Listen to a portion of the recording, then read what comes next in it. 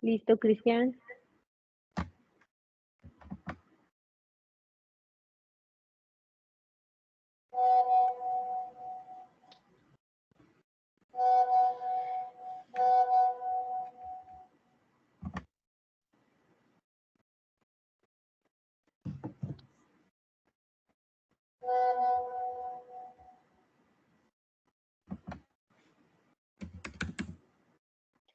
Hola, buenas noches a todos.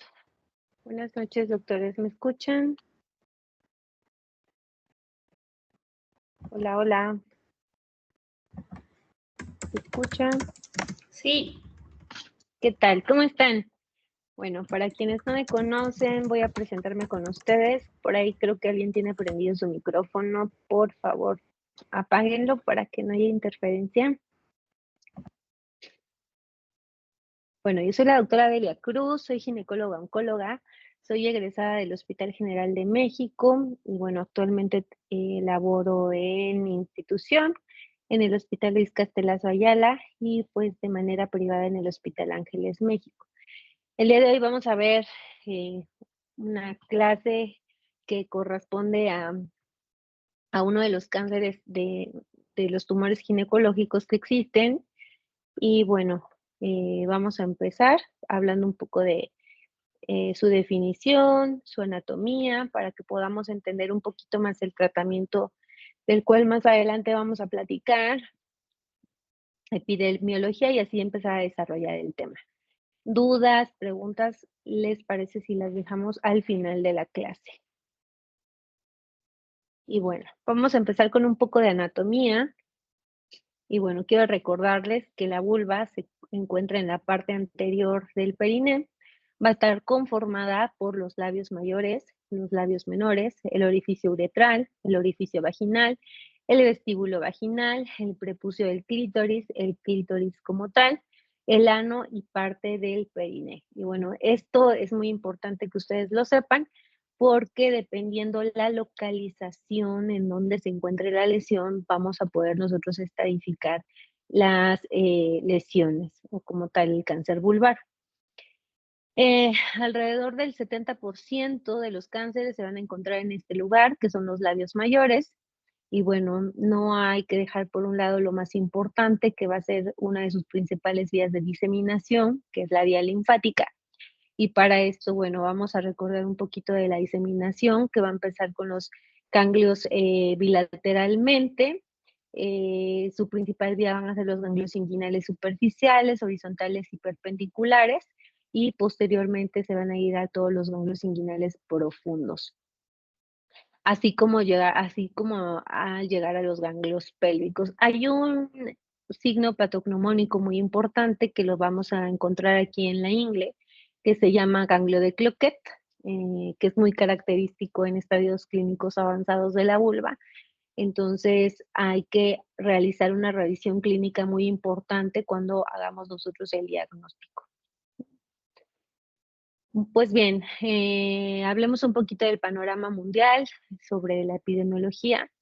Este cáncer no se considera un problema de salud pública, afortunadamente corresponde a solamente un 4% de los tumores malignos del aparato reproductor femenino.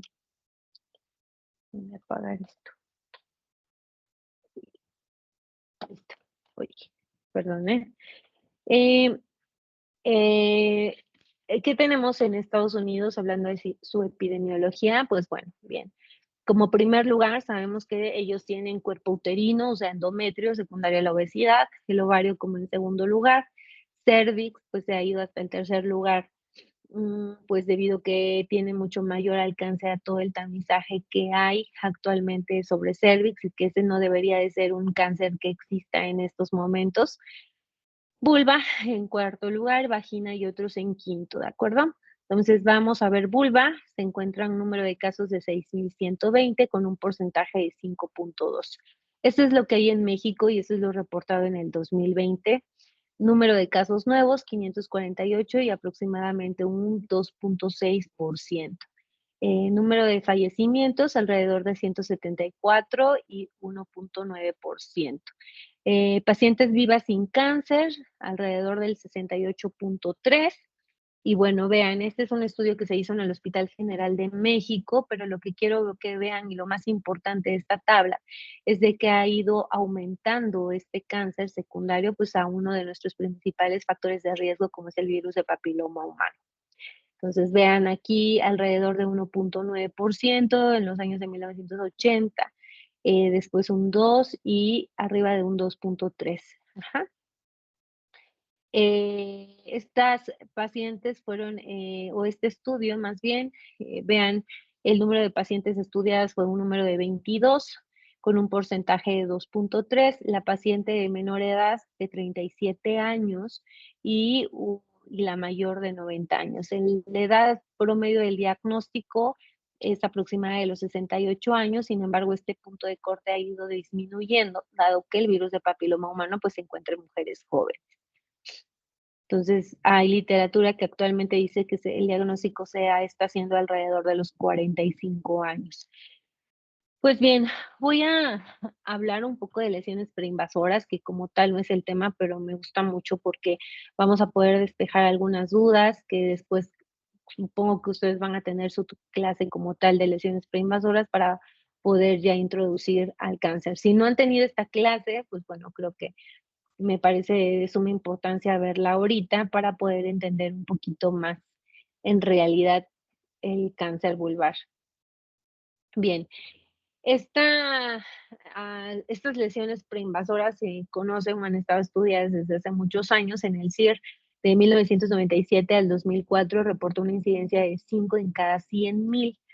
Actualmente las conocemos como neoplasias intraepiteliales vulvares y en los últimos 30 años esta incidencia ha ido en aumento. Y bien, ya les había comentado por cuál factor, que es el más importante, como el virus de papiloma humano. ¿Esta es característica o es el bien tipo usual? Y el diferenciado va a ser el otro tipo de lesiones preinvasoras que podamos encontrar. Voy a hablarles un poquito de la nomenclatura porque me parece importante, ya que sus patólogos, no todos van a poderles dar a lo mejor la nomenclatura actual o algunos están más apegados a la nomenclatura anterior, entonces es muy importante que ustedes la conozcan. Ahorita se conocen como lesiones de bajo y alto grado, así que no me critiquen por eso. Ok, entonces vean, el diagnóstico ha disminuido alrededor de los 40-49 años. Esta asociación con el virus de papiloma humano va arriba del 90%, 91.3 dice esta literatura. Los serotipos más importantes son estos tres que vamos a ver, que aquí, a diferencia del cervicouterino, que los dos más importantes es el 16 y 18, aquí entra el serotipo 33. Entonces, vean, con un número de 77.3% el 16, el 33 10.6 y el 18 2.5. Bien, eso es lo que les comentaba. Entonces, vean, desde los años de 1970 se llamaban atipias, entonces atipia leve, moderada y severa. Alrededor de 1980 cambió, ahora le llamaban BIN 1, BIN 2, BIN tipo 3 y BIN diferenciado. Y entonces, si les recuerda a la tabla de los NIC, que es NIC 1, NIC 2, NIC 3, esto se refiere exactamente a lo mismo, a que qué tanto está afectado el epitelio, entonces es un tercio, dos tercios y el tercio completo, ¿no? Los tres tercios completos, perdón. Y el BIN diferenciado.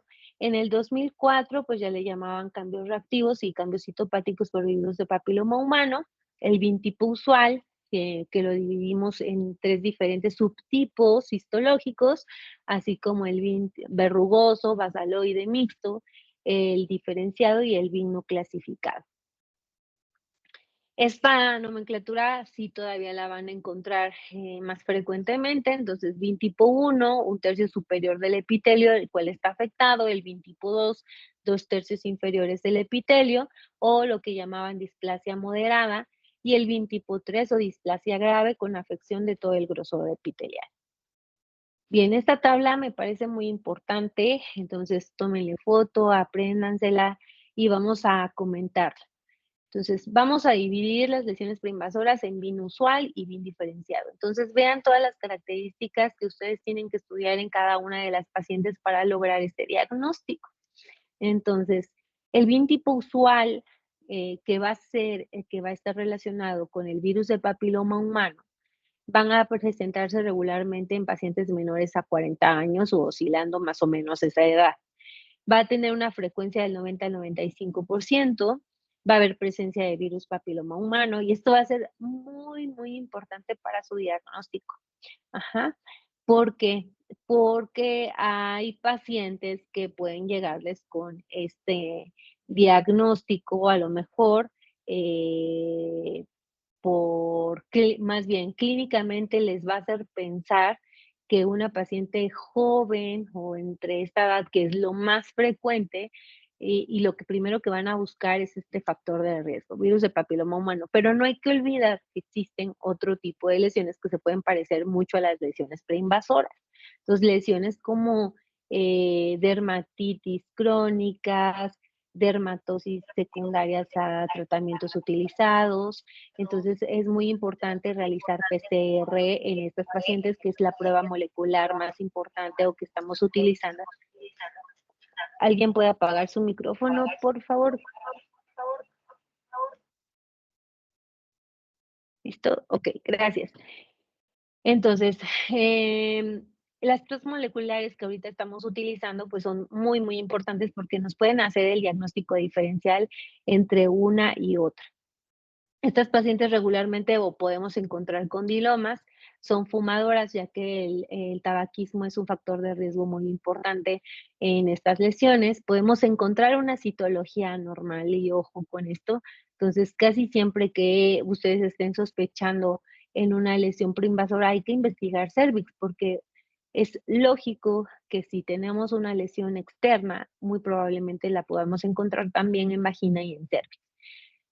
Pacientes inmunosupresoras o portadoras de VIH, siempre buscar este tipo de lesiones. Regularmente las lesiones pueden ser multifocales, entonces esta es la gran diferencia y esto nos puede ayudar mucho en el diagnóstico, ya que a diferencia del diferenciado solamente vamos a encontrar una lesión. En las multifocales no, y podemos encontrar múltiples lesiones en labios menores, labios mayores, en clítoris, en periano, entonces hay que saber muy bien hacer algo que se llama mapeo vulvar, que lo van a aprender más adelante. Y si no, se los enseñan, pregunten. Ok, la asociación con otras neoplasias pues va a ser frecuente, dado que pues que tenemos como factor de riesgo principal el virus de papiloma humano que se relaciona con otros cánceres, perdón, como es el de vagina, como es el de cervix, ¿no? Asociación con distrofias vulvares, también no lo podemos, más bien lo vamos a encontrar negativo, el pronóstico va a ser favorable y vean este número tan importante. Entonces, estas pacientes con el BIN tipo usual tienen una progresión a cáncer de hasta el 5.7%. El tiempo de progresión va a ser alrededor de 41.4 meses y los marcadores moleculares que nos pueden apoyar en la inmunohistoquímica va a ser, por supuesto, la integración del virus de papiloma humano y el P16. Pero ojo, estos marcadores solo nos van a servir en las lesiones de alto grado, ¿ok? En las lesiones de bajo grado regularmente no existen este tipo de marcadores positivos, entonces eso por eso es muy, muy importante.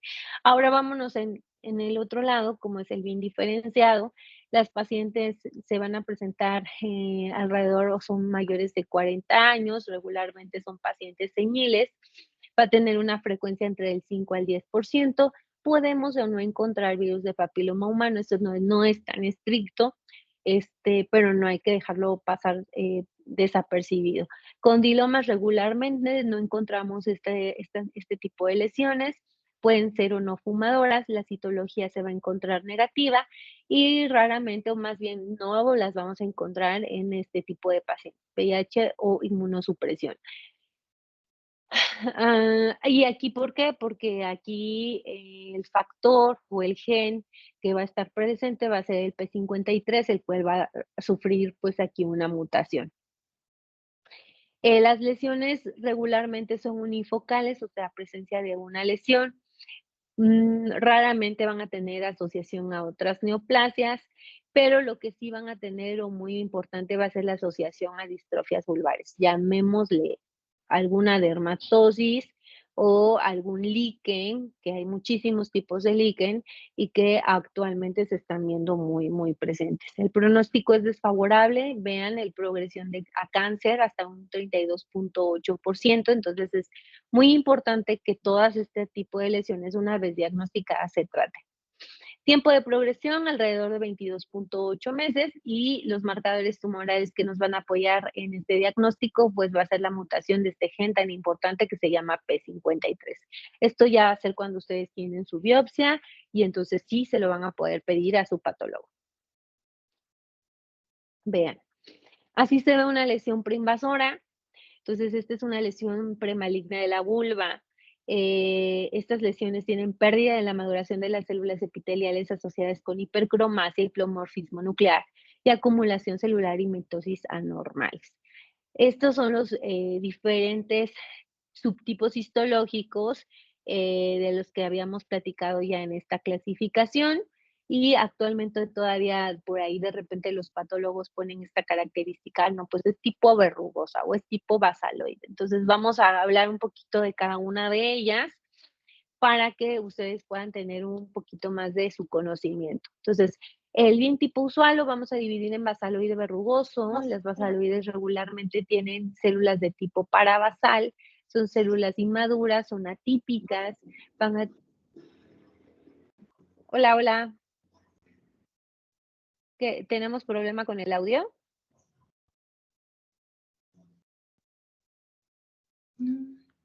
¿No? Escuché que alguien dijo, ¿no? Ok, No, doctora, se entonces escucha bien.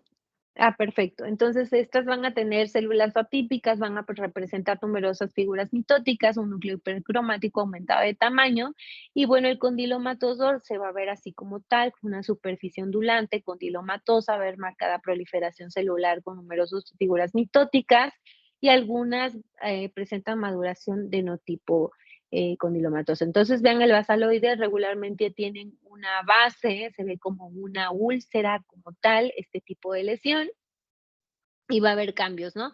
Eritema, edema, podemos saber aquí, a lo mejor esto nos pareciera necrosis y es lo que va a ser nuestro diagnóstico.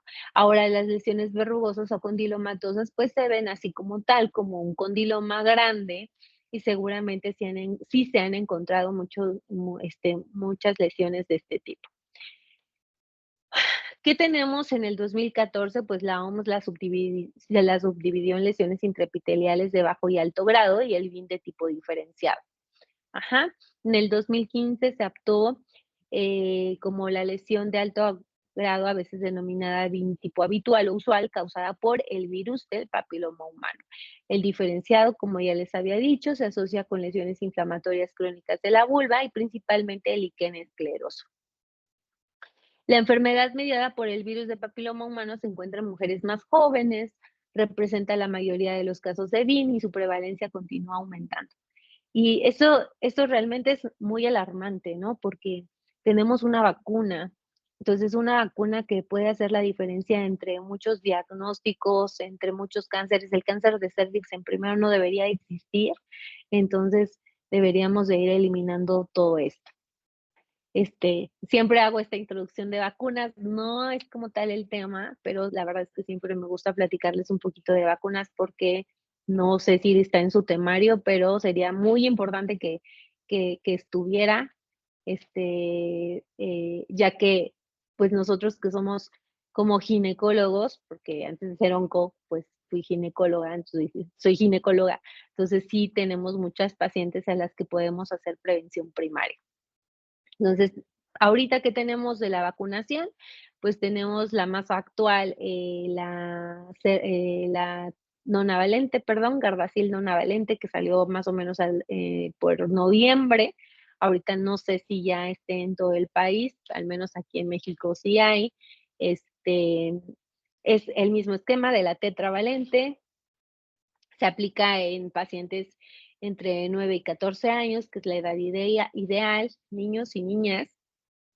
En niños antes de esta edad está estudiado, pero solamente en niños con algún estado de inmunosupresión. Entonces, el esquema son 3 dosis, y ya lo sabemos, la primera a los 2 meses, a los 6 meses, se aplica intramuscular en el deltoides y, nada más. ¿Qué pasa si ya tuvieron a lo mejor tetravalente? Este, podemos más bien tenemos que volver a aplicar todo el esquema, porque si bien sabemos la tetravalente solamente son 4 serotipos, la nonavalente, pues, son 9. Tal vez se vino a mejorar un poco la vacuna respecto a estos serotipos, que aunque los más importantes y hasta dependiendo qué cáncer sea, tienen relación con, los serotipos, por ejemplo, 16 y 18 en el cervicouterino, que va más allá del 80%. Entonces, es muy, muy importante que volvamos a poner el esquema completo, ¿no? Ah, ¿qué más? Bueno, más adelante, al final de la clase, a lo mejor salen dudas de vacunación y ya lo podemos aclarar. Entonces, ahora, ¿en qué me quedé? Ah, bueno, la enfermedad mediada por el virus de papiloma humano se encuentra en mujeres más jóvenes, representa la mayoría de los casos de VIN y su prevalencia continúa aumentando. El virus de papiloma humano está en el 77% de los casos de alto grado. Y el VPH, vean, este es un número muy importante dependiendo de la literatura que la leamos, pero bueno, en esta literatura dice que el 33 se relaciona en un 11% y el 18 en un 2,6%. El bien diferenciado representa menos del 10% de las lesiones vulvares preinvasivas, con mayor tasa de malignidad que la usual, y se cree que es el precursor inmediato de hasta el 80% de los carcinomas de células escamosas vulvares. Las mujeres con el diferenciado son mayores y con mutación del P53, y se cree que la baja prevalencia del diferenciado se debe a la rápida progresión del carcinoma invasivo. Entonces, todo esto ya lo explicamos rápidamente en la tablita, nada más es como para reforzar. Esta tablita también está muy padre porque es la misma que les presentamos cuando vemos NIT. Entonces, vean las posibilidades de la evolución de la lesión. Entonces, como en todas las lesiones, lo que tiene que haber es una persistencia para que se pueda desencadenar un cáncer, ¿no? Entonces, vean, la regresión espontánea corresponde en un 11%, la progresión de estas lesiones no tratadas van a ser de un 3,3, y la progresión a cáncer, ya lo habíamos comentado, en el usual un 5,7% y el diferenciado hasta un 32,8%. ¿De qué va a depender esta progresión? De todas estas características tan importantes que tengan nuestras pacientes. Entonces, una, el estado de inmunosupresión. Dos, la edad. Mientras pacientes a mayor edad se dice que hay mayor predisposición de cáncer, pero pues la verdad es que el cáncer no respeta nada. Entonces, aquí pacientes muy jóvenes las que vamos a poder encontrar. Unifocalidad por lesiones del diferenciado, el virus de papiloma humano, el serotipo 16, que va a ser uno de los más importantes, y por supuesto el tabaquismo, porque pues acaba con todas las células de la vulva, ¿no? Ahora bien, vamos a hablar un poquito de la patogenia. Entonces, vean, entonces, ¿qué es lo que va a pasar en estos tipos de lesiones?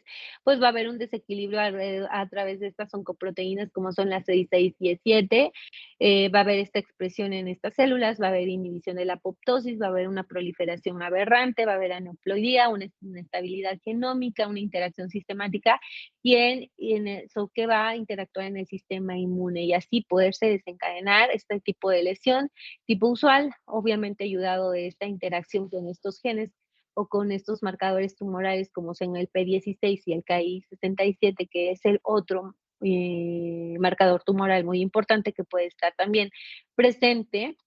Y, por supuesto, todos los factores de riesgo que nuestra paciente pueda tener. Ujú. Y lo más importante que les dije, la carga y la persistencia del serotipo. Entonces, así desencadenamos un cáncer invasor, ¿no? Ahora, a diferencia del diferenciado, pues, ¿qué va a haber? Que, puedan tener una predisposición como el líquen escleroso o el líquen plano, que haya un daño genético y crónico a través de todas nuestras células, que haya mutación en este gen P53 tan famoso y una inestabilidad microsatelital, Y bueno, así van a seleccionar las clonas y darse, ay, perdón, este tipo de cáncer. Entonces, ¿cuál va a ser el manejo de lesiones precursoras? Que seguramente ustedes lo van a ver más adelante y seguramente les van a hablar de cada una de ellas. Pues en el líquen escleroso lo más importante va a ser evitar la exposición a factores predisponentes, ¿no? El uso de los corticosteroides tópicos potentes. ¿Qué vamos a utilizar? O como primera opción, pues los inhibidores tópicos de calcineurin y retinoides o los corticosteroides de baja potencia, como es el clovesol. Clovesol, a mí me funciona muy bien, la verdad, y siempre, casi siempre lo uso como de primera línea. Por el tratamiento obviamente va a ir hasta de 4 a 6 meses, dependiendo del cuadro de cada paciente. Y, algo importante, ¿no? No vamos a poder tener un diagnóstico sin tener una biopsia. Entonces, siempre que ustedes tengan una duda diagnóstica ante un tipo de lesión, hay que biopsiarlo. La biopsia, pues vamos a hablar un poquito más adelante de cómo hacer una biopsia vulvar, pero bueno, para que no lo olviden. Ahora, de las lesiones intraepiteliales de alto grado, la verdad que yo soy oncóloga, entonces prefiero siempre tener una pieza quirúrgica, hacer una excisión local amplia o a lo que llamamos ELA, siempre con un margen de al menos de 1 centímetro, porque va a ser lo que nos va a dar a nosotros la seguridad de tener éxito en el tratamiento. Claro, y por supuesto que tenemos otras alternativas que tengo que mencionarles, como el láser de dióxido de carbono y ahorita que lo tenemos muy de moda y que también puede ser de mucho uso dependiendo del tipo de lesiones que tengan las pacientes, principalmente en las pacientes con lesiones multifocales, porque, bueno, no vamos a poder hacer decisiones locales amplias por toda la vulva, ¿no? Entonces, este va a ser un método que nos va a ser de gran ayuda. ¿Cuál es el problema? Por supuesto, va a carecer de evaluación de la invasión oculta, o sea, no voy a tener una pieza quirúrgica que me diga, ay, aquí ya no hay células a partir de esta línea, ¿no? Entonces, eso va a ser el mayor de los problemas en este tipo de tratamientos ablativos. Uso de Miquimod sí, al 5%, y hay muchos estudios. A mí me gusta utilizarlo mucho en pacientes con recurrencia, ya que agoté todas mis posibilidades, porque pues el uso del imiquimod puede tener varios efectos secundarios, y uno de los principales es de que es muy difícil que una paciente se lo pueda aplicar ella bien, ¿no? Entonces, a veces ya llegan con dermatosis, llegan con otro tipo de lesiones, quemaduras, o a lo mejor también es un poco caro el tratamiento, lo mismo que te vas a gastar, no sé, en un tratamiento de 3 meses, 4 meses, lo puedes hacer en una sola sesión, entonces el tiempo también. Y el sidofovir ¿ok? Ese es otro que no está tan bien estudiado, pero los pocos estudios que hay pues dicen que sí sirve. Entonces, la neoplasia intraepitelial vulvar diferenciada, igual podemos hacerles decisiones con márgenes al menos de 1 centímetro. Tratamientos ablativos, igual se los pongo como signos de interrogación porque lo que les dije, ¿no? No vamos a tener una pieza quirúrgica para evaluar la invasión oculta. Y vean, siempre la vacunación en todas nuestras pacientes para que no es tratamiento, ojo, ojo, ojo, ojo, no es tratamiento, pero sí va a disminuir la carga viral. Y a lo mejor, pues las va a cubrir de algún otro serotipo a las que no sean positivas. Bien, este es un ensayo clínico multicéntrico aleatorizado en fase 3 de no inferioridad, realizado en un grupo austriaco de oncología ginecológica en 6 hospitales de Austria. Estos pacientes, alrededor de 80 a 90 años, con lesiones de alto grado confirmadas histológicamente, y estas lesiones unifocales o multifocales visibles. El tratamiento de imiquimod fue autoadministrado en un esquema de dosificación que aumentaba lentamente hasta 3 veces por semana durante un periodo de 4 a 6 meses. Fueron 110 pacientes, vean, fueron el 78% unifocal, el 22% multifocal, y entre el 2013 hasta un 2020. Entonces, vean, es un estudio bastante grande y lo que demostró fue esto, que el imiquimod es una alternativa segura, eficaz y bien aceptada a la cirugía para mujeres con este tipo de lesiones y bueno, también puede considerarse como un tratamiento de primera línea. Y realmente es que sí se puede realizar y yo al menos lo utilizaría de primera línea siempre y cuando las pacientes vayan a colocarlo, pero eso está súper difícil porque si lo estamos colocando, cada tercer día, 2 veces a la semana, pues no, ¿no? Al menos que realmente tengan a alguien que se lo pueda colocar bien.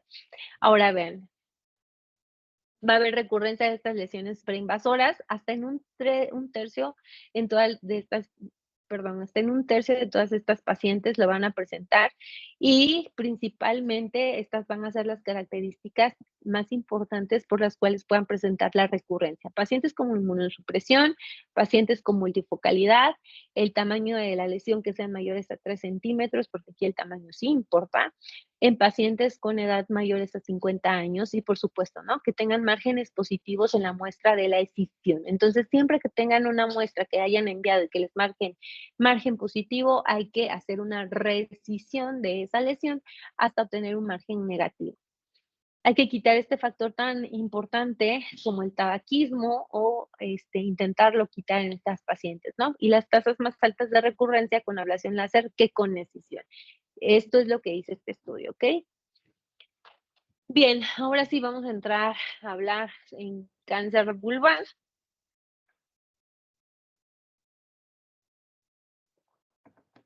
Y bueno, ya sabemos ahora sí que los factores de riesgo más importante van a ser las neoplasias intraepiteliales vulvares y las neoplasias intraepiteliales cervicales. Que nuestra paciente tenga una historia de cáncer de cervix, eso es muy, muy importante. Entonces, si una paciente ya tiene, no sé, 15 años, ¿no? Como antecedente y tuvo cáncer de cervix por papiloma humano, porque existe cáncer de cervix sin papiloma humano, sí existe. Entonces, este, hay que realizar una revisión bien de la vulva y vagina. Tabaquismo, líquen escleroso vulvar y VIH, por supuesto. Entonces, vean, esta tablita también está interesante porque vean el riesgo tan importante del tabaquismo hasta en un 30%. Líquen escleroso 35%, historia de verrugas genitales en un 27%, historia de dermatosis vulvar hasta en un 65% y por supuesto las lesiones preinvasoras de alto grado hasta en un 87.5%. Ya habíamos hablado de los serotipos, aquí dicen el 16 80.4%, el 33 11.2%, y bueno, vean, ¿no? Virus de papiloma y cáncer, 15 al 55%. Esta es la clasificación de las estirpes histológicas según la OMS del 2020, que es la más actual. Los vamos a dividir en este tipo de lesiones, lesiones escamosas benignas. Bueno, aquí entra en esta tabla, a veces para que ustedes lo sepan, que tiene este apartado. Entonces también muchas pacientes van a llegar a su consulta, me apareció este tipo de lesión, no lo tenía, entonces hay que siempre ante la duda o a la sospecha de que pueda ser o que sea una lesión nueva o que pueda ser muy parecida a una lesión preinvasora o de cáncer, bueno, tomarle biopsia, ¿no? Y muchas veces pueden ser queratosis seborreicas, condilomas acuminados. Aquí las lesiones, pues las vamos a dividir en bajo grado y vean, sobre el VIN tipo 1 y 2 y 3, entonces el tipo 1 va a entrar como un bajo grado, el alto grado son los 2 y 3. Va a haber lesiones intraepiteliales escamosas no asociadas a papiloma, las lesiones intraepiteliales vulvares exofíticas diferenciadas, acantosis vulvar con diferenciación alterada, o se las pueden reportar como atipias, y por supuesto los carcinomas de células escamosas no asociadas a BPH, las asociadas a BPH, hay otras que se llaman sin especificación, sin otra especificación, los carcinomas vasocelular, y bueno, hay otro grupo que lo llamamos tumores glandulares y quistes, y a quien entran todas estas subtipos, todos estos subtipos, como el hidradenoma papilar, el siringoma condroide, fibroadenoma, tumor pilodes, el adenocarcinoma tipo glándula mamaria, quiste glándula de Bartolini. Estas solamente son las clasificaciones. Por supuesto, puede haber carcinoma de la glándula de Bartolini, otros quistes de la vulva y otros adenocarcinomas como enfermedad de Payet de la vulva, carcinomas de glándulas sudoríparas o adenocarcinoma de tipo intestinal. Este es de la OMS, este es de la FIGO 2018. Entonces, la FIGO 2018 solamente divide el grupo de carcinoma de células escamosas y, perdón, y menciona estos subtipos histológicos, ¿no? Como melanoma vulvar, que va a ser uno también muy frecuente o que ha ido aumentando su incidencia, carcinoma vasocelular, el verrugoso, las enfermedades de Payet de la vulva, adenocarcinoma y el carcinoma de la glándula de Bartoli. Bien, cada uno de estos tipos histológicos van a tener un subtipo histológico. Entonces, dentro de los escamosos vamos a encontrar todos estos: queratinizante bien diferenciado, basaloide, no queratinizante, condilomatoso, verrugoso, el similar al queratocantoma y células gigantes. Bien, vamos a intentar hablar un poquito de cada uno de ellos y así a grosso modo para que ustedes tengan un poco más de idea. Entonces, el carcinoma escamoso queratinizante bien diferenciado se va a dar aproximadamente en edades comprendidas entre los 70 y 80 años de edad, alrededor del 78%, van a tener un aumento o va a haber un aumento en la incidencia de mujeres mayores a 45. Estos van a ser asociados al líquen escleroso atrófico, hiperplasias epiteliales, lesiones epiteliales, y en mujeres jóvenes va a ser asociado a infección por el virus de papiloma humano, serotipos 16, 33 y 18, que son los más importantes, que ya habíamos comentado, y bueno, que van a estar presentes en este subtipo. Ahora, el basaloide va a representar el 2% de los tumores de vulva. Alrededor del diagnóstico pueden medir hasta 2 centímetros, pueden crecer hasta 1 a 5 centímetros. Sus localizaciones más importantes, bueno, van a ser labio mayor, menos común en los labios menores, el meato uretral y el clítoris.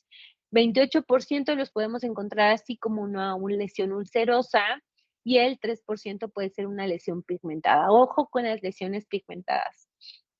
Las podemos encontrar en distintos colores: azul, grisáceo, muy importantes las lesiones tipo marrón, que a veces podemos pasar desapercibido, que no se nos hacen como tan aparatosas, pero siempre ante una coloración o ante una lesión que su paciente les diga, esto no lo tenía, entonces siempre hay que estudiar. Pueden tener una apariencia quística adenoidea bien desarrollada y una diferenciación temprana de estructuras glandulares anexiales. Ahora, el carcinoma escamoso no queratinizante fusocelular va a ser escasa o nula diferenciación queratínica, va a ser más indiferenciado, son tumores de alto grado, va a ser asociado a lesiones preinvasoras tipo diferenciadas. Este es muy común y si lo van a ver en su consulta, o tipo de lesiones, más bien, este tipo de lesiones en mujeres jóvenes, como carcinoma escamoso tipo condilomatoso bobuinoideo, que lo podemos confundir, o como condilomas enormes, ¿sí? Y va a ser asociado a infecciones por serotipos 16, 18 y 33 también. Pueden ser lesiones polipoides de superficie verrugosa, el estrato escamoso presenta células individualizadas con atipia coilocítica y puede existir focos de invasión más allá de la basal. Tiene un pronóstico ligeramente peor que el carcinoma verrugoso, pero mejor que la queratinizante bien diferenciada. Entonces, vean este tipo de lesiones. Este es un carcinoma escamoso verrugoso o carcinoma gigante de Busch-Lowenstein o carcinoma de Ackermann, así también se le conoce. Es bien diferenciado, forma masas polipoides verrugosas de base muy amplia, ¿no? Entonces, aquí, desafortunadamente, en estos pacientes tenemos que hacer resección de toda la lesión. Estas pacientes ya no las podemos tratar con ácido tricloracético, que a lo mejor es lo que tenemos a mayor alcance a veces, no, no más bien en instituciones públicas en donde no hay pues el recurso económico, ¿no? Ahora, el carcinoma escamoso similar al queratoacantoma es una variedad rara de carcinoma escamoso queratinizante. Son muy bien diferenciados, van a aparecer en labios mayores y menores, la edad promedio alrededor de los 51 años y pues se va a dar en mujeres de edades avanzadas. El carcinoma escamoso de células gigantes va a ser una variedad extremadamente rara de carcinoma escamoso, muy agresivo y acompañado de células gigantes. Histológicamente recuerda al melanoma maligno. Entonces, vean, este melanoma vulvar va a representar la segunda neoplasia común de la vulva, 10% crecen del nevo vulvar. Algo muy, muy importante que olvidé comentarles tal vez al inicio es que dependiendo la lesión, la localización de la lesión, si va más al centro, ¿sí? Todo lo que sea el centro de la vulva va a tener peor pronóstico. Entonces, regularmente cuando una lesión la encontramos a nivel del clítoris, a nivel de la uretra, estas pacientes seguramente ya tienen diseminación de los dos lados y probablemente les tengamos que dar tratamiento de los dos lados. Entonces, vean, central, peor pronóstico, en clítoris peor pronóstico, y laterales mejor pronóstico y va a haber mayor índice mitótico y por supuesto estos pacientes pueden tener metástasis pulmonares y en hígado. Los tipos histológicos raros del cáncer vulvar incluyen los siguientes: enfermedad de Paget de la vulva, adenocarcinoma sin otra especificación, carcinoma de la glándula de Bartolini y los sarcomas vulvares. Bien, la enfermedad vulvaro de Paget va a representar hasta en un 65% de enfermedad de Paget extramamaria, representa el 0.2 al 5% de los cánceres de vulva, la edad promedio más o menos es a los 63 años, puede tener asociación con otra neoplasia subyacente y el riesgo de metástasis es bajo. Pero el de recurrencia, estos pacientes recurren muchísimo, hasta en un 35%. En menos de 4 años pueden recurrir así cada año. El carcinoma de glándula de Bartolini va a representar entre el 1 al 2% de todas las neoplasias malignas de la vulva, 80% por supuesto son adenocarcinomas porque son glándulas, 15% son quístico-adenoideos, se va a presentar en mujeres mayores a 50 años y vean la supervivencia dependiendo de la etapa clínica. Entonces, la etapa 1 está en un 77%, la 2 en un 55% y la 3 en un 31%. Algo que quiero que se lleven a casa específicamente esta diapositiva, es de que cuando hagan ustedes una bartolinectomía, siempre manden la patología, siempre.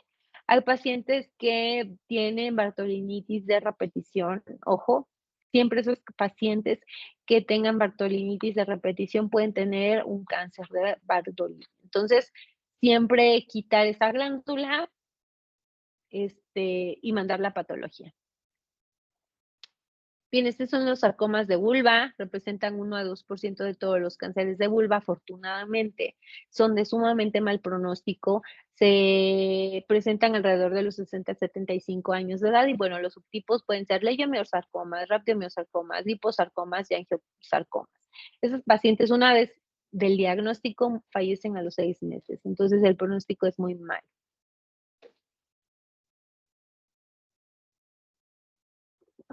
Bueno, vamos a entrar al diagnóstico. Y bien, como ya habíamos dicho, hay que conocer muy bien a nuestra paciente, historia clínica, nuestro interrogatorio, por supuesto la exploración física. Ahorita lo que ustedes están aprendiendo, la vulvoscopía, la colposcopía, vulvoscopía y vaginoscopía. Muchas veces tenemos tal vez el mal hábito de hacemos colposcopía y metemos el espejo y se nos olvida que existe vulva y vagina. Entonces, eso es muy importante porque muchas veces podemos hacer diagnósticos así, ¿sí? Sin necesidad a lo mejor que la paciente les diga me apareció esto, porque hay muchas pacientes que ni su cuerpo conocen, entonces pueden llegar solamente a lo mejor a hacerse un Papa Nicolau o nunca se han revisado y bueno, entonces una vez que nosotros colocamos el espejo, entonces sí podemos ahí ver la vulva, ¿no?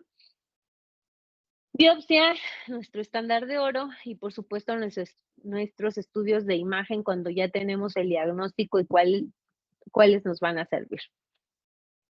En la exploración física, muy importante, ¿qué tipo de lesión vamos a encontrar? Una lesión muy cerrada, puede haber leucoplasia, puede ser una lesión verrugosa, si es solo una lesión, si hay muchas lesiones, y esto es raro hasta en un 5%. Signos y síntomas. Prurito va a ser uno de los más importantes hasta en el 45%. La FIGO actualmente dice, si una paciente tiene prurito en vulva y ustedes no le ven ninguna lesión, está justificado biopsiarla, ¿eh? Entonces, si no ven lesiones, pero la paciente lleva muchísimo tiempo con prurito, ya le dieron de todo y no tienen ni idea qué tiene, entonces, por favor, biopsíenla. Ujú.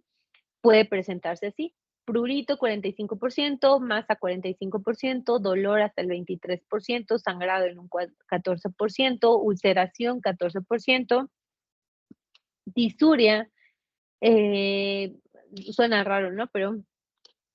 Pero sí existen este tipo de pacientes en un 10%, descarga vaginal en un 8%, la masa inguinal, que era lo que les decía, pero esto ya se presenta más en pacientes con estadios clínicos avanzados. Bien, vamos a hacer el diagnóstico? Lo vamos a poder hacer con una biopsia punch, con una biopsia excisional, con una biopsia incisional, ¿ok?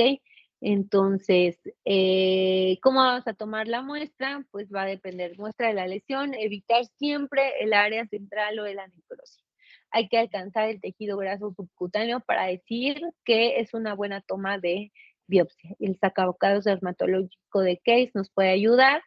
Y vean, ahorita lo que necesitamos en una biopsia de vulva es valorar la invasión, o sea, hacia adentro, la profundidad. Ujú. La FIGO dice cómo realizar una biopsia en la vulva. La recomendación para el muestreo de tejido de lesiones precursoras sospechosas es obtener muestras óptimas con un ancho mínimo de 4 milímetros, con una profundidad de 5 milímetros para la piel con pelo y una profundidad de 3 milímetros para la piel sin pelo. Ajá.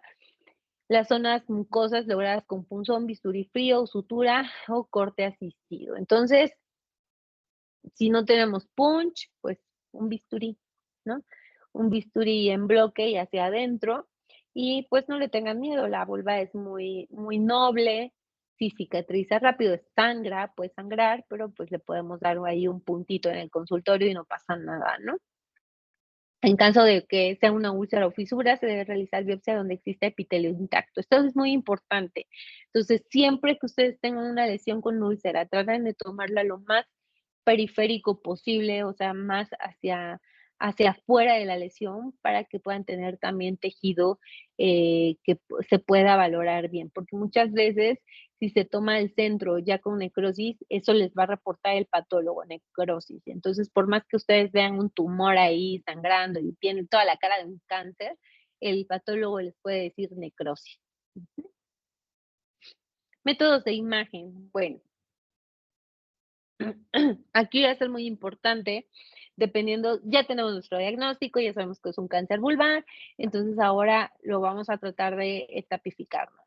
Entonces, para eso nos vamos a apoyar de una tomografía. Por favor, siempre que piden una tomografía, pídanla simple y contrastada. Contrastada intravenoso, pero y oral, porque así nosotros vamos a poder valorar los ganglios, que va a ser lo más importante para la estadificación. Entonces, identificar posibles metástasis a los ganglios linfáticos. Si ya estamos viendo un ganglio o tocando un ganglio en la ingle, pues podemos hacerle un BAF, ¿no? Para que podamos constatar que tenemos ese ganglio a lo mejor ya con células neoplásicas. Siempre nos hace sospechar de los ganglios metastásicos cuando son mayores a 10 milímetros. Vean, la estratificación inguinal va a ser indispensable, primero por la palpación inguinofemoral, segundo por un estudio de imagen como la tomografía y tercero, por supuesto, realizar la biopsia, si se puede, ¿no? De tapificación, vamos a hablar de la tapificación según la FIGO 2018 y vean. Entonces, el cáncer lo vamos a dividir en 4 etapas, 1, 2, 3 y 4. La etapa 1 lo vamos a dividir en 1A, 1B, y este va a ser un tumor que va a estar confinado a la vulva. El 1A va a ser un tumor de un tamaño menor o igual a 2 centímetros e invasión estromal menor o igual a 1 milímetro. Esto, apréndanselo, va a ser muy, muy importante. Y es lo que hace la diferencia el 1B. Va a ser un tamaño tumoral mayor a 2 centímetros e invasión estromal. Aquí ya cambia la invasión, va a ser mayor a 1 milímetro.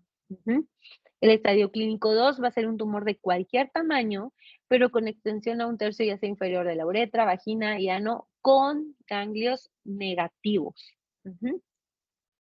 A diferencia del estadio clínico 3, que va a ser un tumor de cualquier tamaño con extensión al tercio superior de estructuras adyacentes, como ya habíamos dicho, perineales o cualquier número de nódulos, ganglios linfáticos no fijos, sino ulcerados. Entonces, el 3 lo vamos a dividir en 3A, 3B y 3C. Entonces, la diferencia con los otros dos es que aquí ya los ganglios van a estar positivos. Ajá. Entonces, el 3A va a ser un tumor de cualquier tamaño con extensión al tercio superior de la uretra, vagina, mucosa vesical, mucosa rectal o los ganglios linfáticos, pero estos van a medir menores o iguales a 5 milímetros. El 3B van a ser nódulos linfáticos regionales metastásicos mayores a 5 milímetros y el 3C, acuérdense, C de cápsula, nódulos linfáticos regionales metastásicos con diseminación extracapsular. Entonces ya va a haber diseminación en la cápsula de este ganglio. Esa va a ser la diferencia entre los ganglios. Y el estadio clínico 4 va a ser un tumor de cualquier tamaño fijo, estructuras óseas, o nódulos linfáticos metastásicos ulcerados o metástasis a distancia. Entonces, el 4 lo vamos a seguir en 4A, en 4B. El 4A va a ser enfermedad confinada solamente al hueso pélvico o a la pelvis, o nódulos linfáticos regionales metastásicos, ¿ok? Y el 4B, metástasis a distancia. La profundidad de invasión se mide desde la membrana basal de la cresta interpapilar más profunda, adyacente, dispásica y sin tumor hasta el punto más profundo de invasión. Esto es muy importante en la toma de la biopsia. Ajá. Y lo de regional, pues se refiere a los ganglios linfáticos inguinales y femorales únicamente. ¿Cómo va a ser su diseminación? Bueno, podemos encontrar diseminación con la extensión directa o por contigüidad o embolización a los ganglios linfáticos y por supuesto la vía hematógena. La diseminación la podemos tener en vagina, uretra, clítoris, ano. Dependiendo del estadio clínico, vamos a poder encontrar pues lesiones pequeñas o tempranas, o ya cuando estén afectados los ganglios inguinofemorales hasta un 30 a un 45%. Bien, vamos a hablar del tratamiento. Y bueno, estas son nuestras guías de la NCCN 2024. Esto es lo que nos rige a nosotros en oncología, o son las que tratamos de estar lo más apegados a ellas. Entonces, vamos a dividir los estadios. El estadio 1 y 2 lo dividimos como un estadio temprano, el 3, 4A y 4B, pero con enfermedad confinada a la pelvis como un localmente avanzado y la enfermedad metastática de distancia en un 4B extrapélvico. Bien, el tratamiento debe depender de muchas cosas. Podemos hacer un tratamiento local, podemos hacer tratamiento inguinal, podemos hacer tratamiento cirugía reconstructiva también, y esto juega un papel muy, muy importante en pacientes jóvenes. Podemos hacer algo que se llama detección de ganglio centinela, que es lo que ahorita estamos utilizando mucho en vulva, en cervix, en endometrio, en mama, en ovario no está tan estudiado, pero lo quieren introducir, más bien no está probado. Podemos dar tratamiento con radioterapia. Bueno, voy a hablarles un poquito de la detección de ganglio centinela, nada más para que lo conozcan. Entonces, la detección de ganglio centinela consiste en que nosotros podamos inyectar un colorante que se llama sulpatente, que es lo que más común utilizamos alrededor de la lesión o del tumor. Por ejemplo, si es en la vulva, este colorante viaja hacia los ganglios. Nosotros en ese momento hacemos disección de los ganglios linfáticos o sacamos algo que se llama ganglio centinela para mandarlos a estudiar en ese momento, ya sea por vía laparoscópica o ya sea más bien abierto en este caso, y se manda a estudiar en ese momento con patología. Si patología nos dice, está positivo, nosotros ya tomamos decisiones de hacer radicalidad o no. Y esto con el afán de que pues la conducta actual, más bien en este momento, es ser un poco menos radicales, ¿no? Menos radicales respecto a los tratamientos que se daban antes. Entonces, ¿por qué? Porque las linfadenectomías tienen muchas complicaciones y uno de los principales es el linfedema. Otro tipo de tratamiento es la radioterapia. Entonces hay muchos pacientes que no podemos a lo mejor usar de primera instancia cirugía y bueno, nos vamos a apoyar de radioterapia o quimioradioterapia dependiendo del estadio clínico, paliativo cuando pues ya tenemos un estadio clínico muy avanzado y si esta paciente ya tuvo cáncer, ya tuvo tratamiento y ahora tiene una recurrencia, bien, ahora valoramos ¿qué le vamos a hacer? ¿Solo vamos a trabajar sobre la vulva, solo le vamos a dar tratamiento a la vulva o también vulva o inguinal? Y por supuesto, las metástasis a distancia. Ujú.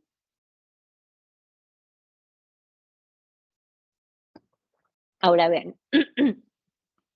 Entonces, como les dije, el estadio clínico 1A, este va a ser muy importante, se lo aprendieron porque va a ser el único estadio clínico que como ginecólogos pueden dar tratamiento si no tienen cerca un oncólogo, ¿no?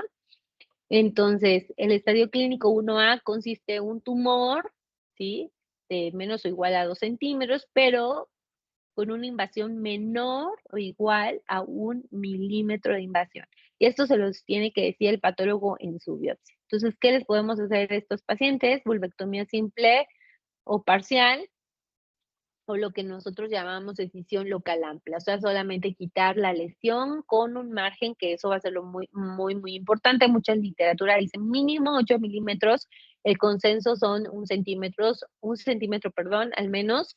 ¿Y qué vamos a hacer si obtenemos márgenes negativos? Pues observar a la paciente, y si están los márgenes positivos, pues entonces vamos a tener que hacer una resección de esa lesión, y si el tumor es irresecable o si no al abordaje exenterativo, pues ya se va a ir ya sea a radiación o a quimioterapia. Ajá. Entonces, si estos márgenes están negativos, únicamente observación. Y si no, después de la resecisión, y los márgenes quedan negativos, bueno, ya hay que valorar algunas otras características y ver si les damos radiación como tratamiento o no. En el estadio clínico 1B, que es un tumor de mayor a 2 centímetros, pero con una invasión mayor a 1 milímetro de invasión.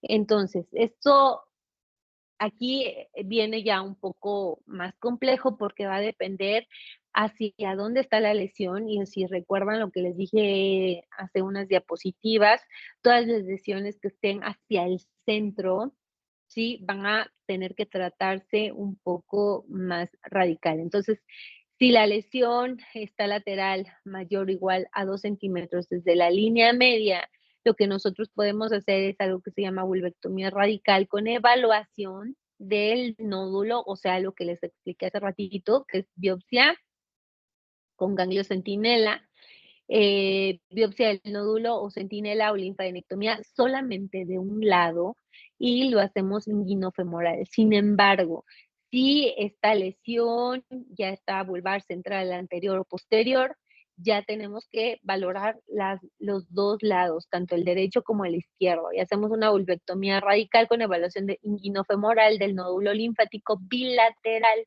Ajá, o biopsia o nódulo centinela o linfadenectomía inguinofemoral bilateral. O sea, o hacemos la evaluación de los ganglios centinelas de los dos lados, o somos muy radicales y les quitamos los dos lados. Ajá, siempre y cuando esta lesión sea al centro. Entonces, después, ya que quitamos nuestra pieza, evaluación del tumor primario y patología quirúrgica ganglionar. Ahora, en los estadios clínicos localmente avanzados 2 y 3, en donde nosotros ya vimos que los nódulos están radiográficamente negativos, podemos hacer linfadenectomía inguinofemoral. Si hay nódulos positivos, estos pacientes se van a ir a radioquimioterapia concomitante. Si los nódulos están negativos, también vamos a poder valorar la radioquimioterapia y con cobertura selectiva hacia estos ganglios. Ajá.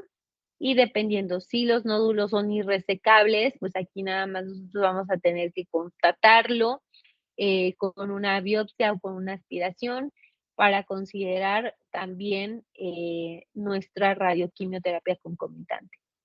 Les puse esta diapositiva para que no lo olviden.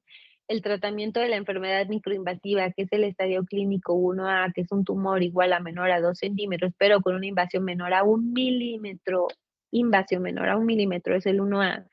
Se les puede hacer decisión local amplia con un margen de 1 centímetro. La pueden operar ustedes como ginecólogos si es que no hay oncólogos en donde viven, o si pueden darles ustedes el tratamiento porque no requiere disección ganglionar. Y esto es porque el 1A, el porcentaje estudiado de estos ganglios pélvicos, perdón, inguinales es del 0%, ¿ok?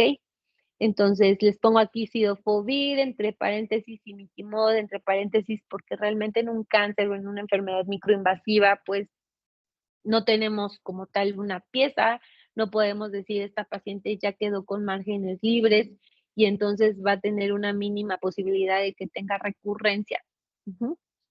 Eso es lo más importante. Entonces, vean estas imágenes. Aquí les presento este tipo de escisiones. Este es un cáncer de vulva. Aquí se le hizo una escisión local amplia. Entonces, vean, o en mi vulvectomía simple, es del lado derecho o parcial. Aquí están haciendo una disección de los ganglios inguinales. Esta tiene un ganglio de Cloquet, pues muy seguramente pues ya positivo, por eso se ve así. Y bueno, en este tipo de pacientes, cuando ya tienen este tipo de lesiones, vamos a tener que hacer pues resección completa de este lado. Esto aquí le hicieron un colgajo de avance porque a veces es muy difícil el cierre en ellas, dependiendo del tamaño y dependiendo todo lo que hay que quitar. Entonces se pueden hacer algo que se llaman colgajos de avance. Entonces, vean, esta es una vulvectomía simple, aquí se quitó toda la vulva. Ese es el tipo de incisión que nosotros hacemos a través de la ingle. Siempre dejamos un drenajito para, pues ya no hay hacia dónde se va el drenaje linfático, entonces se llenan de líquido aquí, pueden hacer seromas, entonces linfoceles. Entonces es un problema luego en el estado de la recuperación, el seguimiento. Eso era lo que hacían antes. Creo que a mí solamente en el general me tocó de mis maestros, pues ya de muchos años que hacían vulvectomías radical en bloque. Entonces, lo que nosotros ahorita, moda actual, es tratar de evitar la radicalidad con el ganglio centinela. Y porque realmente tenía mucho impacto, ¿no? Tanto social, psicosocial, sexual en la paciente, entonces se está tratando de evitar. Entonces, eran el tipo de cirugías, vean, se hacía histerectomía, vaginectomía, aquí se ve recto, vulva, o sea, todo. Esta es una vulvectomía radical en bloque y así se cerraban. Entonces, sin vagina, también aquí en el Castelazo tienen un estudio muy interesante que han hecho neovagina con intestino.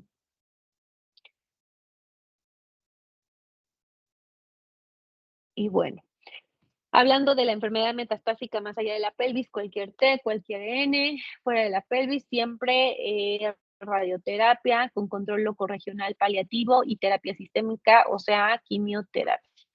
Y creo que con eso terminamos vulvar. No.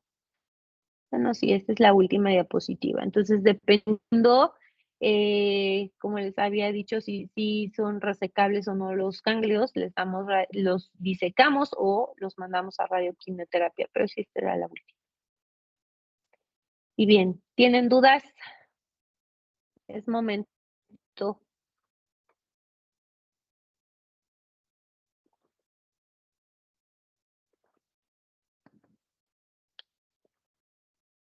Hola, hola. O ya se durmieron. No, doctora, ninguna duda. Muchas gracias. Perfecto. Entonces, vamos a ver de una vez cáncer de vagina, ¿les parece? Sí. Ok. Déjenme lo abro.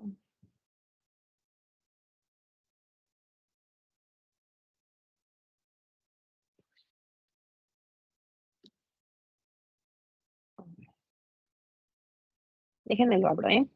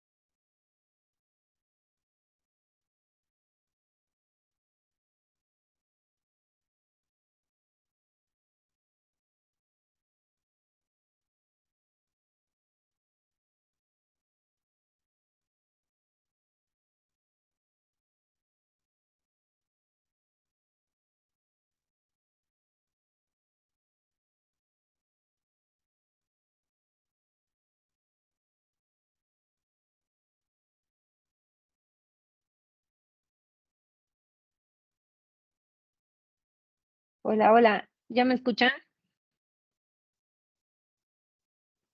Sí, se Sí, escucha ya. bien. Okey, ¿y ahí Sí, ya está la diapo? ¿También se ve la diapositiva? sí, doctora. Okey.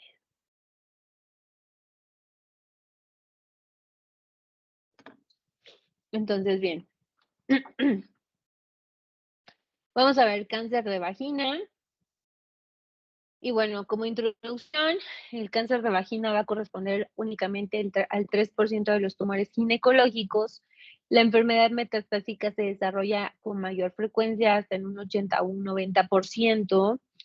Esto es muy importante al diagnóstico, ¿ok? El cáncer primario solo de vagina corresponde en un 10 al 20%. Y el sitio más común del cáncer primario va a ser el tercio superior de la vagina. Esa es la definición. Va a ser aquel cáncer que se localiza estrictamente en la vagina, sin evidencia clínica o histológica de cáncer de cervix y cáncer de vulva. O sea, si una paciente tuvo cáncer de cervix, al menos tienen que tener un periodo libre de enfermedad de 5 años para decir que es primario de vagina, ¿ok? Ahora vean, como metastásico de vagina va a corresponder o viene más de cervix, es en un 35%, endometrio 18%, recto 9%, vulva y ovario 6% y otros como mama, renal y trofoblástico. Mayor de los 50, del 50% se presentan después de los 70 años de edad, mayor el 20% después de los 80 años de edad. ¿Qué hay? En Estados Unidos, 3.720 casos anuales con alrededor de 880 defunciones por esta causa, o sea, alrededor de un 23%. Esta es la estadística más reciente y vean, se encuentran con incidencia y mortalidad en el número 33, correspondiendo a 17.908 casos y 7.995 hablando de su mortalidad. Ujú. Entonces, vean aquí América Central y el puesto o en donde estamos. Entonces, el número 33 corresponde a un 0.12%, muertes 72 y en un puesto del número 35. Esto hablando de en el año 2020. Ujú. Este es el mismo artículo en donde también estudiaron cáncer de vagina en Hospital General de México, pues que sabemos que es un hospital de concentración, entonces donde se supone que llegan muchos, muchos, muchos casos de todo el país. Entonces, con solamente 2 pacientes, con un porcentaje al 0.2%, y la edad promedio entre los 42 a 68 años y al diagnóstico a los 56 años. Ujú. Eh, Vean, igual lo que les dije hace ratito, cómo ha ido aumentando. La verdad es que aquí al revés, pero la cifra se parece mucho a las internacionales, entonces andamos como en números iguales. Pues bien, factores importantes, factores etiológicos, no hay mucho de qué hablar de cáncer de vagina, entonces vamos a terminar un poquito antes. Tal vez los factores más importantes, factor etiológico, virus de papiloma humano, como ya lo conocíamos, o conocemos más bien, los serotipos más importantes aquí cambian un poquito, el 16 en un 56%, el 18 en un 5.3%, aquí juega el papel más importante el 52 a diferencia del 33, si recuerdan, y bueno, el 73 y 59. Los más importantes, como siempre, el 16 y 18, y vean, algo muy frecuentemente o que en este cáncer también puede ser característico es el uso de dietiletilvestrol, más o menos por los años de 1940 que se utilizaba, da una forma rara de adenocarcinoma y el subtipo histológico tiene relación más con lo del carcinoma de células claras. Ujú. Aquí menciona, pues, la actividad sexual menores a los 18 años, número de parejas mayor de 6, pero, pues, sabemos que con una pareja es suficiente para el serotipo, entonces yo no estoy como tan de acuerdo en eso. Gestaciones menos de los 20 años, inmunosupresión y, bueno, si hay antecedente de histerectomía. Aquí algo que a lo mejor, bueno, no en esta clase, pero sí se los voy a mencionar, es de que algo importante que ya no está indicado es la citología cervical en las pacientes histerectomizadas sin antecedente de virus de papiloma humano. Entonces, si les quitaron el útero por otra causa benigna que no tenga relación con el PPH, ya no está indicada la citología. Y bueno, el cáncer vaginal se trata de un tipo raro de cáncer, va a ser más común en las mujeres mayores de 60 años. Los factores de riesgo se ha tenido una infección por el virus de papiloma humano y si la madre tomó dietilvestrol durante el embarazo también. Estos son los factores de riesgo más importantes por la American Society. Entonces, vean edad, mayores a los 65 con un riesgo relativo al 60, la etnia caucásica, 93%, la edad, el virus de papiloma humano, dependiendo del serotipo, si tienen verrugas genitales o no, el tabaquismo y el consumo, ¿no? Y en pacientes que hayan tenido cáncer anogenital previo. El cáncer de ano ahorita ha tenido mucho aumento en su incidencia, igual secundario el papiloma, así como el de cavidad oral. Antes, cavidad oral se decía que era por el tabaquismo y ahorita no, las cifras se han invertido, secundario el papiloma. Entonces el papiloma ya se respira en el aire. Ok, pues vamos a ver la terminología según la OMS del 2014, o como y en el 2003 eran BAIN tipo 1, BAIN tipo 2, tipo 3, o lo que llamaban displasias leve, moderada, severa, enfermedad de Bowen, y ahorita la OMS dice solo bajo grado, alto grado, si les reportan así BAIN 2, considérenlo alto grado, y también les pueden poner displasia leve, condiloma, coilocitosis, ¿no? También vamos a hablar un poquitito de lesiones preinvasoras, porque también es muy importante. Sabemos que es la lesión precursora, entonces no la podemos dejar pasar desapercibida. Entonces, la VAIN es la proliferación de células escamosas atípicas dentro del epitelio vaginal sin infiltración. La premaligna representa el 0.4% de todas las neoplasias intraepiteliales del tracto genital inferior femenino, de 0.2 a 0.3 en 100,000. El bajo grado va en tipo 1, el alto grado va en tipo 2, tipo 3. Y estas lesiones pueden tener una progresión a cáncer invasivo de un 2 a un 12%, con una media de 64 meses. Entonces, vean, es muy importante que todo este tipo de lesiones las traten. Y saben, les van a llegar como primer contacto a ustedes antes de ir a un oncólogo. Ajá. Entonces, ¿cómo podemos hacer la detección o el diagnóstico de este tipo de lesiones? Pues, por supuesto, con citología, que es lo que tenemos más al alcance. Pero vean, esta tiene una sensibilidad sin histerectomía de un 58.8%, con histerectomía hasta en un 80.8%. Ahorita lo que estamos haciendo es mucho el cotest, que son pruebas moleculares y citología, porque aumenta la detección, ¿no? O más que nada para eso sirve, para aumentar la detección del virus de papiloma humano, para aumentar la detección del cáncer, para que no se nos vaya ningún diagnóstico, ya que sabemos que la citología puede tener hasta falsos positivos del 50%, y eso lo vamos a platicar cuando veamos CACU, porque creo que no lo hemos visto, si no mal recuerdo. Y bueno, la vaginoscopía tiene una sensibilidad del 96 al 99%, una especificidad del 90%, y la biopsia, pues vean, una sensibilidad del 42% y una especificidad del 93%. Esto va a depender de la profundidad Entonces, es muy importante saber tomar biopsias. Entonces, o tiene que tener una profundidad al menos mayor de 3 milímetros, ¿ok?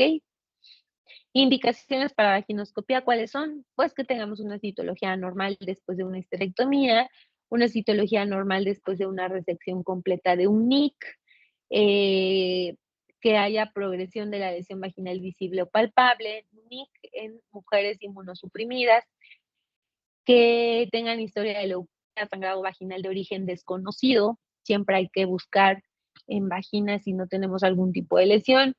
Bueno, que tengan antecedente de histerectomía por persistencia del NIC y, por supuesto, la exposición a dietiletilvestrol. Pero estos datos muchas veces, pues, las mamás ni siquiera saben, ¿no? O a lo mejor dijeron, ay, sí, pasé por tal tratamiento, pero no conocen qué tipo de tratamiento.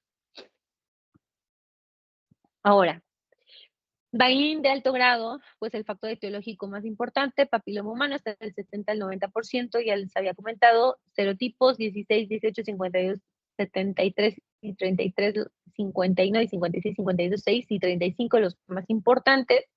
En el Vain tipo 2 podemos pedir pruebas moleculares como el P16.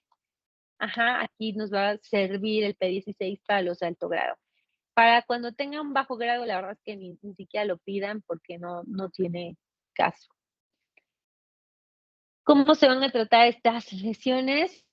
Pues va a ser, o va a depender, perdón, de cuánto tipo de lesiones tengan, si es una lesión única, si es en una mujer joven, si tiene antecedente de cáncer, si va a tener inmunosupresión o no, y dependiendo del tipo de lesiones, o si hay sospecha de invasión por vaginoscopía. Vamos a poder utilizar el tratamiento tópico como el imiquimod. El láser, la verdad yo prefiero mucho el láser en este tipo de lesiones o más que nada en vagina. Y por supuesto resección en mujeres en edad avanzada. Aquí valoramos mucho la edad de la paciente, que es lo más importante que ustedes que tienen que saber elegir a qué tipo de pacientes le van a dar tratamiento y cuál, ¿no? No es lo mismo operar a una paciente de 45 años que tiene vida sexual activa o operar a una paciente de 75 años que dices, ok, pues prefiero hacerle una decisión local porque voy a tener una pieza quirúrgica a hacerle algo más ablativo.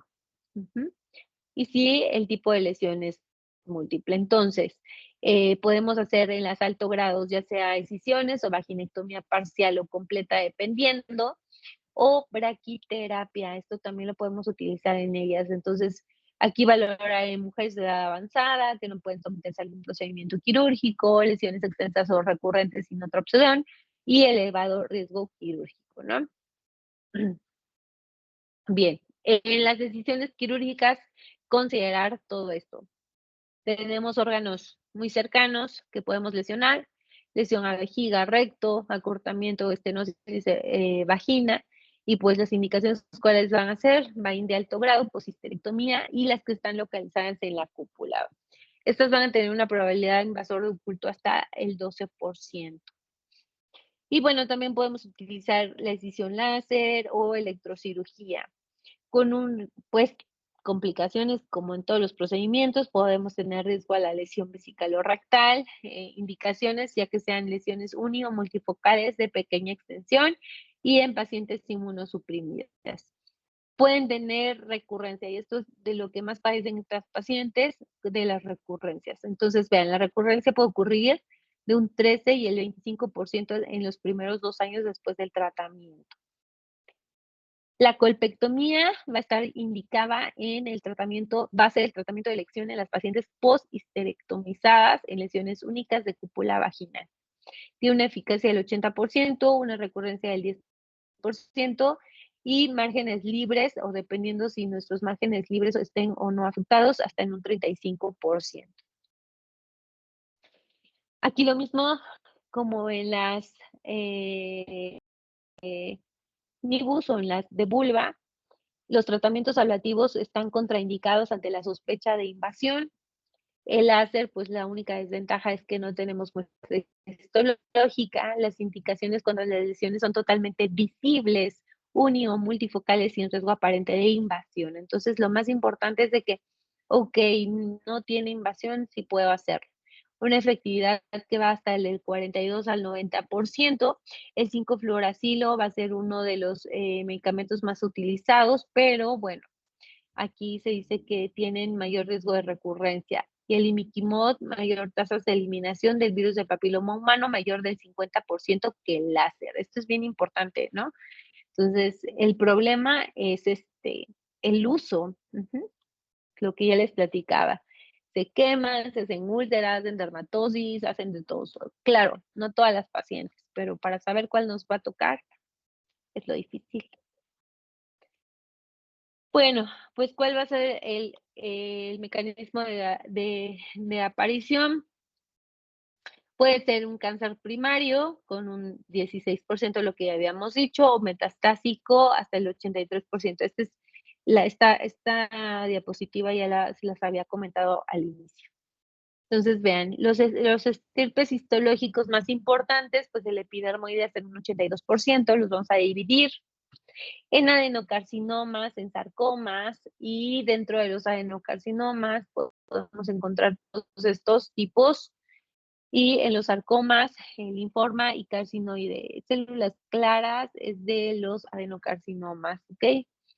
Y vean, estos son los tipos histológicos epiteliales, adenocarcinomas, neuroendocrinos, mesenquimales, mixtos, misceláneos, cada uno tiene su subtipo histológico.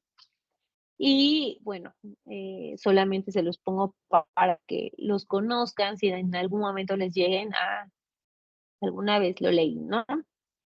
O que sepan que existen todos estos tipos. Bien, vamos a hablar del carcinoma de células escamosos.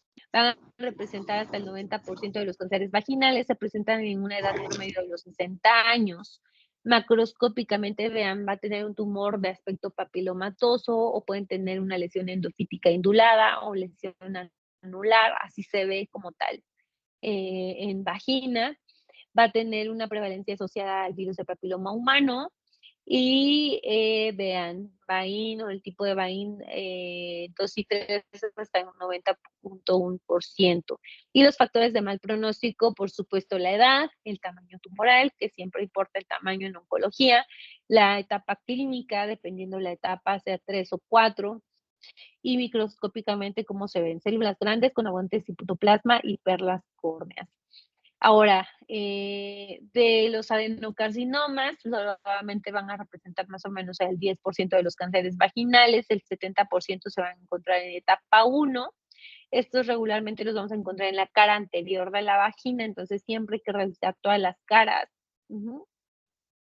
Y variantes de células claras en mujeres expuestas a dietilmetilbestrol. Entonces, sí, el adenocarcinoma tiene este subtipo histológico que se llama células claras.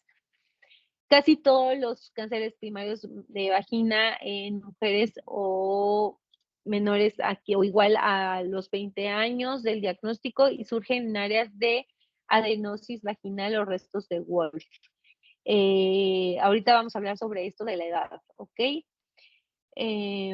Melanomas, vamos a encontrarlo como primario raro, representa menos del 3% de los cánceres de vagina, el origen va a ser en los melanocitos o en la mucosa vaginal, en pacientes caucásicas alrededor de los 66 años y principalmente el síntoma va a ser el sangrado. Se pueden presentar así como una placa negra en un tercio distal de la pared vaginal anterior. Y la supervivencia global de este tipo de cáncer, como es el melanoma, una vez al diagnóstico a los 5 años es menor al 20%. Ahora vean, estos sarcomas representan el 2 al 3% de los tumores primarios de vagina. En los adultos se les llama leiomiosarcoma y fibrosarcoma. En los infantes, porque hay niños, que era lo que les decía de la existen los sarcomas botrioides o rhabdomyosarcoma embrionario alrededor de los 6 meses a los 16 años. Entonces, estas lesiones son como tipo o racimos de uva, que así les llaman, o que a veces pueden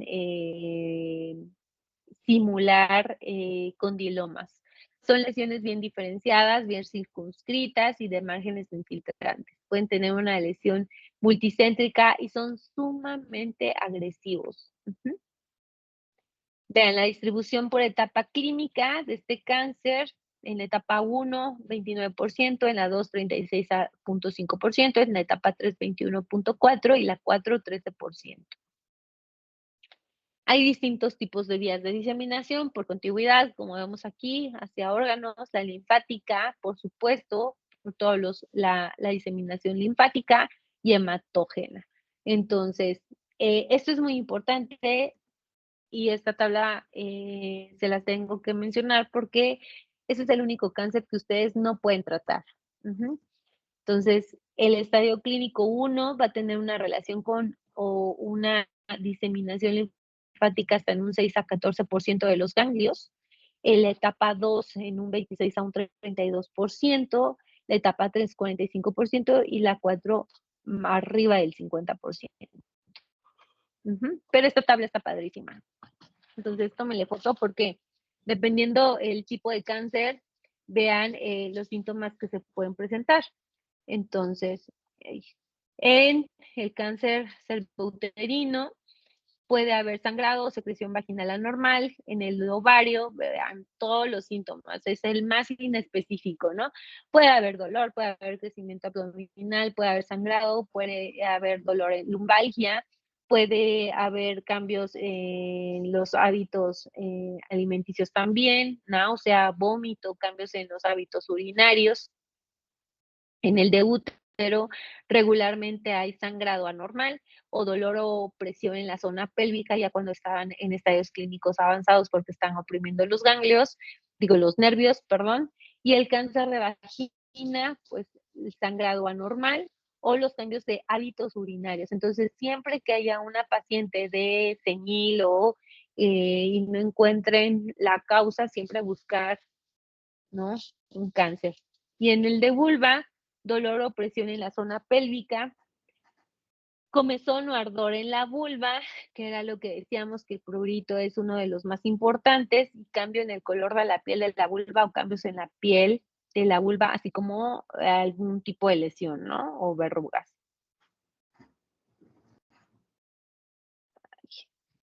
Adelante. Entonces, vean, siempre conocer la historia clínica de la paciente, por supuesto una exploración pélvica, el tacto bimanual, realizar especuloscopía, revisar todas las paredes de la vagina, el tacto rectal que como ginecólogos nunca lo realizamos, pero bueno, cuando sospechen que pueda tener un cáncer o estén viendo un tumor, la verdad es que sí deberíamos realizar el tacto rectal. Bueno, yo sí lo hago, ¿ok? Y los ganglios linfáticos. Citología vaginal y colposcopía, por supuesto, tenemos que realizar, y la biopsia vaginal, que va a ser nuestro gold estándar.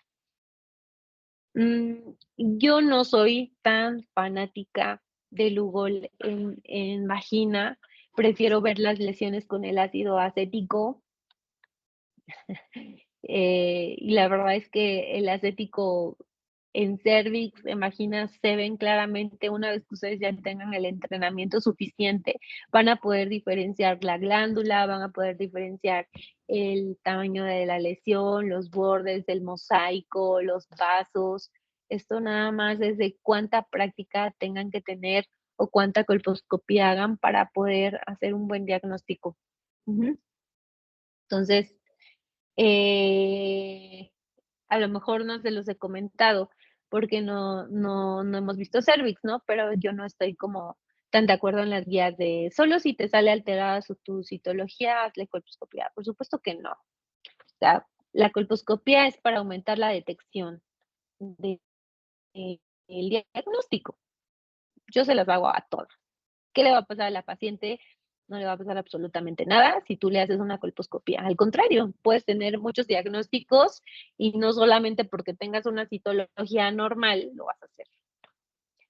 Entonces, que estaba en la biopsia, los estudios de imagen que podamos pedir, pero esto va a depender ya del estadio clínico o si ya lo diagnosticamos, qué es lo que nos va a servir para de apoyo, ¿no? Ya sea radiografía de tórax, a lo mejor si no se puede tomar nuestra paciente una tomografía completa, La tomografía, como ya se los había dicho, siempre pedir la contrastada, y la resonancia magnética pues va a tener sus ciertas especificaciones.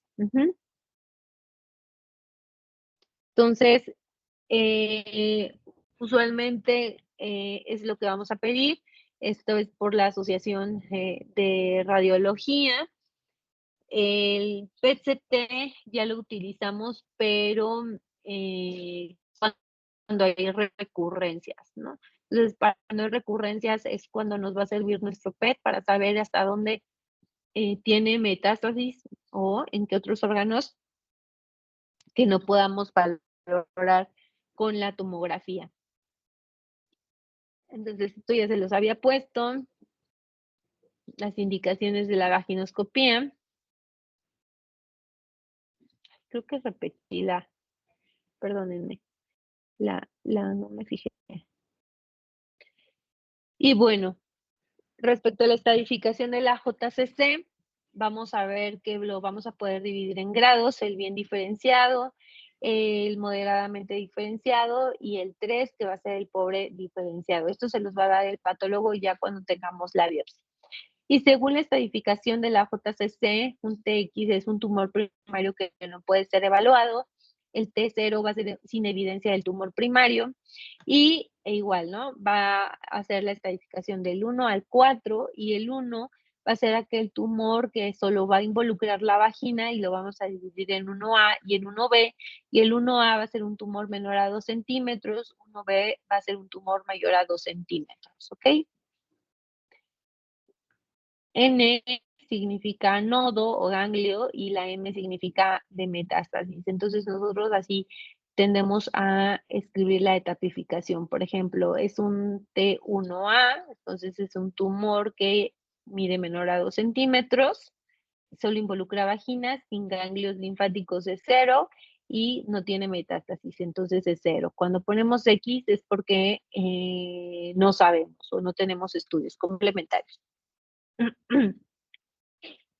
El estadio clínico 2 involucra el paracolpos, y este ya va a ser 2A y 2B, como un tumor menor a 2 centímetros, el 2A y el 2B un tumor mayor a 2 centímetros. El 3 va a ser aquel tumor que involucra ya la pared pélvica, el tercio inferior, y o va a tener hidronefrosis o falla renal. Entonces, vean, el tumor ya se extendió hasta la pared pélvica, y entonces aquí ya pasa el uréter. Entonces, es por eso que pueden tener afección, ¿no? Con o sin involucro de los ganglios linfáticos pélvicos inguinales. Y el 4 va a ser aquel, se va a dividir en 4A y en 4B. Entonces, el 4A va cuando ya van a tener diseminación involucro a la vejiga, recto o fuera de la pelvis, y el 4B con diseminación a órganos distantes.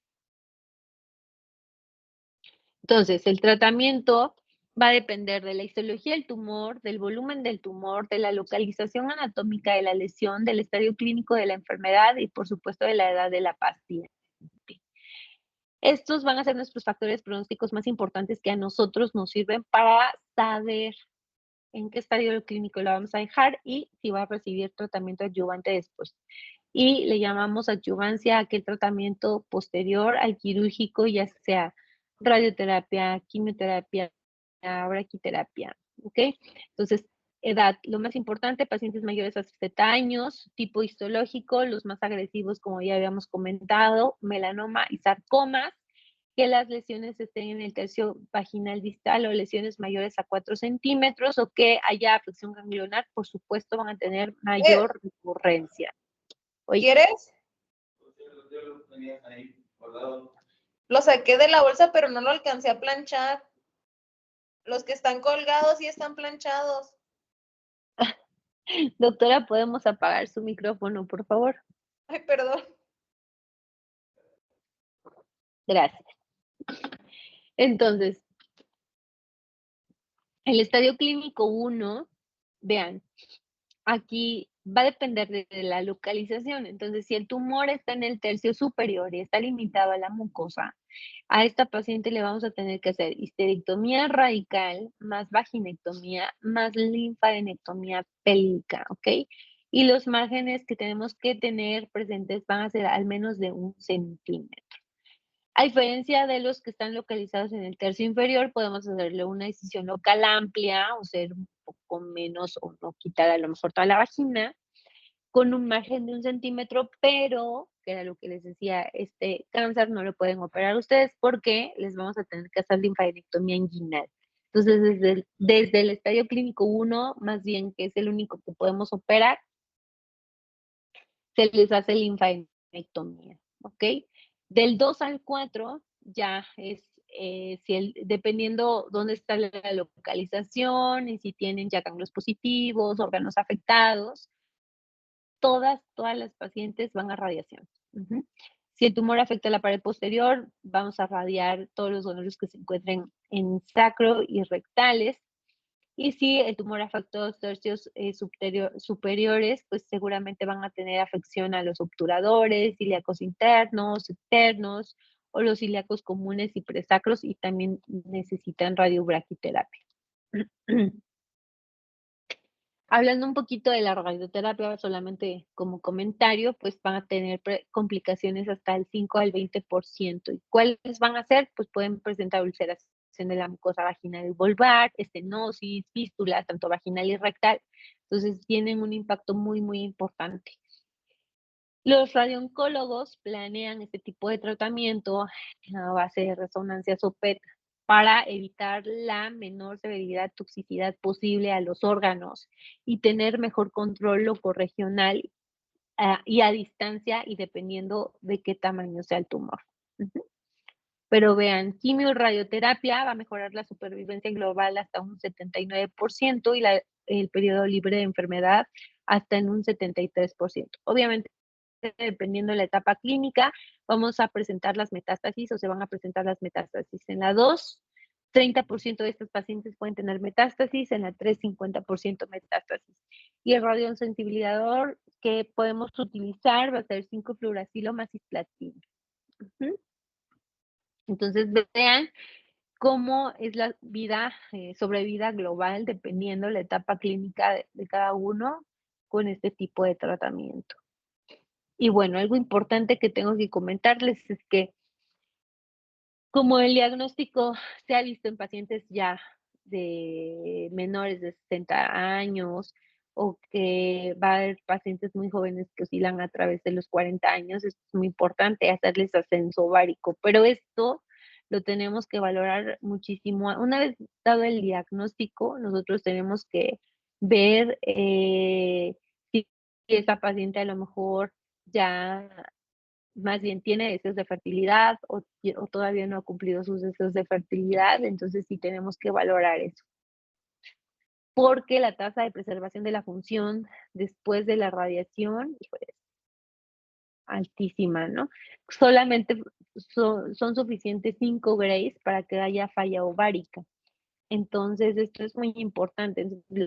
Lo que hay que hacer con ellas es primero realizar el ascenso ovárico por la paroscopía y después ya enviarlas al tratamiento.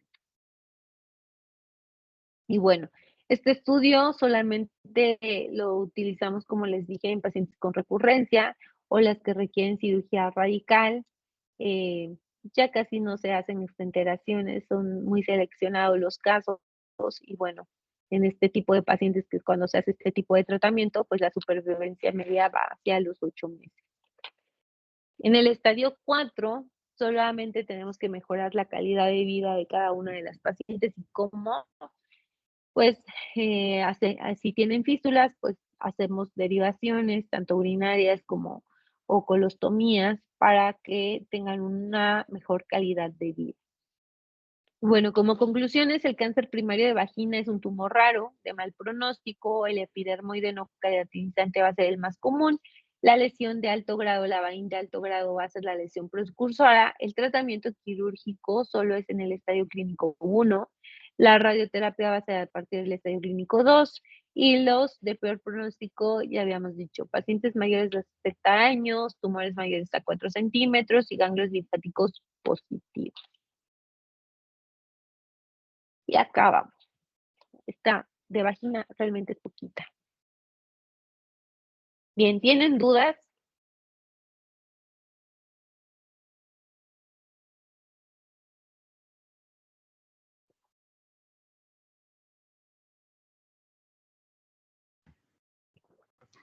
Realmente es mucha información, pero muy completa su presentación, doctora. Muchas gracias. Sí, es mucha información y resumirla en una clase es sumamente complicado para usted. Sí, todas las etapas y los tratamientos. Finalmente es el área del oncólogo. Sí, gracias Muchas gracias. a usted, doctora. ¿Alguien más?